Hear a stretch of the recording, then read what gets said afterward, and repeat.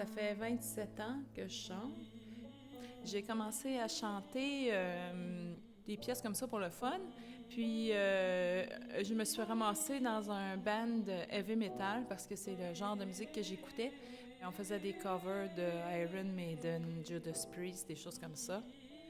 J'ai commencé à chanter de l'opéra à l'âge de 17 ans. Je me suis dit que j'allais prendre des cours de chant classique pour avoir une bonne technique. Puis là, j'ai eu un coup de foudre pour l'opéra. Je m'appelle Annie Sans Chagrin, j'ai 42 ans, je suis une chanteuse d'opéra.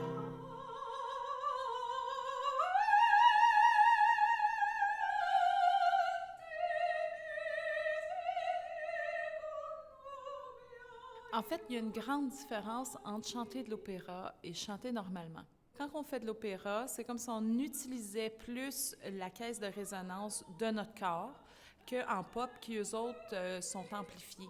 Nous, on n'a pas de micro souvent quand on chante, puis il faut que la voix passe par-dessus des orchestres. Donc, il faut savoir où placer le son dans le corps pour que la voix résonne au maximum pour être capable de remplir avec notre voix de grandes salles.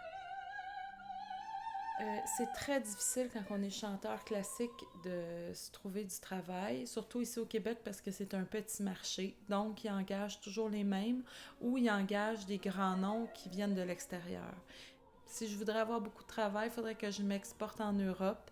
Là, il y a des maisons d'opéra à tous les coins de rue. Fait que c'est plus facile pour les chanteurs. J'écoutais tout le temps des chanteurs qui avaient des grandes voix. Puis là, à un moment donné, je me suis dit, ah, je vais aller voir un spectacle d'opéra pour le fun. Fait que vu que j'étais étudiante, je n'avais pas beaucoup d'argent, je me suis ramassée dans le fond, en haut. Puis là, la madame, elle était sur stage, puis elle mesurait à peu près 1 centimètre, tellement que j'étais loin. Puis là, sa voix, elle a monté jusqu'à moi. Je capotais parce que là, je comprenais pas comment qu'elle faisait pour avoir une voix aussi puissante, pas de micro. C'est vraiment impressionnant. Fait que je me suis dit, ah, moi aussi, un jour, je vais faire ça.